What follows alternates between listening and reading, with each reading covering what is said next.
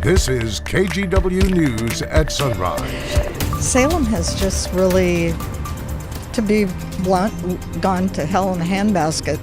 That's a local woman's reaction to a shooting that hurt 3 people in a Fred Meyer parking lot in Salem. Coming up, we'll hear from one witness who says he watched someone get shot. And fishermen in Ilwaco, Washington got a very special send-off to kick off the start of crabbing season.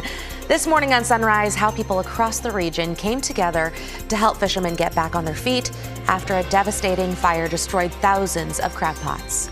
And today is National Plan Your Vacation Day. We're celebrating it with a live look at the sunrise in Naples, Florida, courtesy of EarthCam. And Rod, did you know that Naples is considered by some to be the golf capital of the world? Did you know I think that? to celebrate, they should offer a free golf vacation to everybody. Let's go. Okay, we'll send an email. But it does have more golf holes per capita than anywhere else in the U.S., so that kind of makes sense. But this whole thing has a purpose. We're going to be talking more about it, plus talking live looks around the world throughout the sunrise this morning. Yeah, this is like the best way to start off the Sunrise show. Going to like different places all throughout. Yeah. Hey, glad you're here. Glad you're here, Rod. Thank you're you. back. Yes. Happy birthday to you, by the way. Thank you very much. Oh, sir. Happy birthday. Yes. We need to get him on that Naples golf vacation. It's my, I've reached Social Security age. Yeah. 62. 62. How about that? All right, so I'll reach the tapioca saltine cracker age. That's coming. You know. Oh, man. I like both, by the way. Here's a look at our clouds and our rain moving from south to north up across the area. A little heavier rain pocket trying to nip into the southwestern Oregon corner. And you can see there are rainy areas. So it's not just showery weather, but kind of a surge of what's mostly been some light moisture building into Salem, moving south to north. So some certainly drippy weather to start. We're at 47 degrees. This is one little impulse or low pressure center. It looks like most of the rain we're going to get will be this morning. And it's possible that when we get into this afternoon, it could actually be quite dry and quite nice. 53 at noon and about 54 at 5 o'clock. Here's Chris. 50s are not 30s. We'll take it. All right, let's get you out the door right now. This is a live look at the west side, 217 out near Allen Boulevard. The commute getting along just fine there this morning. The Highway 26 drive over the Sylvan Hill. This is Highway 26 eastbound right there with the headlights. That looks good as well. And a quick check of the east side. Interstate 84 looks good. We do have some foggy areas getting out into the gorge. Just heads up, this is out near the Dalles. Interstate 84, you get a little farther east out towards Celilo, so just be on the lookout for that. Areas of thick fog still with that warmer air trying to go over that snowpack that remains out there. But so far, guys, no major freeway issues just yet. Looking good. Thank you, Chris. We begin this morning with multiple hit and run crashes across the area, starting with one that happened late last night on I-84. Sheriff's deputies say a teen was changing a tire on the westbound shoulder of I-84 near Corbett when a passing car hit him, then kept going. He survived, but officers described his injuries as fairly serious. The westbound lanes of I-84 were closed while police investigated, but this morning they have since reopened. Police are also investigating 3 other deadly hit and runs that happened in just the last few days. The first happened in Happy Valley late Saturday night. A man was hit and killed on I-205 South just before the Sunnyside exit. Police say a black vehicle struck the man and then took off. No other details have been released. A second crash happened in Vancouver Sunday evening at Northeast 4th Plain and 137th. Police say a 67-year-old man was not in the crosswalk when he was hit by a pickup. The driver who hit him stopped, but police say a second driver who tried to get around the backup swerved, ran over the man, and took off. The only vehicle description in this case is a dark-colored sedan. Then a similar situation happened in Gresham early yesterday morning when a person who was struck by 2 vehicles while trying to cross East Burnside at North Main around 3:30 a.m. Both drivers left that scene. And a family is grieving the loss of a young man who was shot and killed inside his car in the early morning hours last Thursday. Yesterday, we spoke with the sister of Jesus Ramos Torres. She described her brother as a kind, caring person who loved his family and would help anyone. Ramos Torres was living with his parents and helped his dad buy and sell sports cars. Around 1:30 Thursday morning, a Salem officer responded to a report of gunfire on Cordon Road Southeast. That's where police say they found Ramos Torres inside a car in the middle of the road.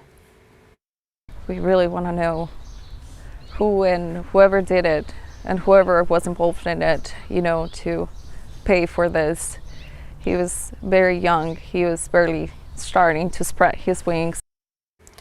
This is a picture from police showing Jesus Ramos Torres and the 2017 Lexus that he was driving at the time. Anyone with information is asked to call Salem Police. Also in Salem, 3 people were shot in the parking lot of a Fred Meyer, 2 of which were injured and are still in the hospital this morning. Right. KGW's Daisy Caballero spoke with one witness who says he saw a woman get shot in the back. Salem has just really, to be blunt, gone to hell in a handbasket. Salem police say 3 people were taken to the hospital after they were shot in the Fred Meyer's parking lot around 7:30 Monday morning. They include a man and a woman in their 30s and another man in his late 20s. The gun violence, the gang violence, all the hate, it's horrible. All entrances to the east side of the parking lot on Market Street Northeast were blocked by yellow and red crime tape as crime scene investigators focus on this white car here without a license plate. We saw them place several evidence markers around the vehicle while placing other items from the car in paper bags. I spoke with a gentleman who works at the Denny's nearby who said he saw exactly what happened. He told me he saw a woman and 2 men fighting outside that white car, and shortly after, he heard 3 gunshots. She started screaming when they shot her the first time. Then she ran to the other side of the car. So they hit her 3 times on her backside. Then I thought they're gonna hit me. So I ran inside and told my manager someone is shooting a gun. Jesus says the shooter waited about 30 seconds after the initial gunshot. 2 others quickly followed after that. Salem police say the names of the individuals have not been released. They add the woman and one of the men remain hospitalized. It just breaks my heart because I grew up here and everything was so nice. Your kids could play out until the street lights came on, but now it's not that way. Daisy Caballero, KGW News. Last night, the Blazers snagged their 14th win this season. They beat the Philadelphia 76ers 130-104. DeAndre Ayton closed out the first half with a spectacular dunk, putting the Blazers up, and they erupted in the third quarter, adding some serious legs to their lead. Their next matchup against the Bucks at the Moda Center tomorrow night at 7. And of course, with that matchup against the Bucks comes the return of Damian Lillard to the Rose City. Right now, Lillard and the Bucks are second in the Eastern Conference, and again, tip-off is at 7. Rod, I know you had a day off yesterday. Did you watch the game? No, all I've done is enjoy my Kansas City Chiefs football victory over the weekend. And listen to every bit of football news, radio, TV, podcast I can come up with. I know, I saw that headline. I'm like, Rod's probably enjoying himself today. Well, it's not easy going to the Super Bowl every year. It gets exhausting. Okay. Eye roll. Okay. Eye roll. Gloating. That was a little smug, I guess, wasn't it? All right, here's a look at our weather system offshore. You can see that big low right there.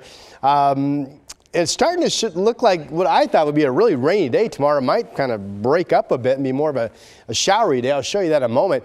Here we are today. Clouds have certainly picked up and are pushing across much of the area.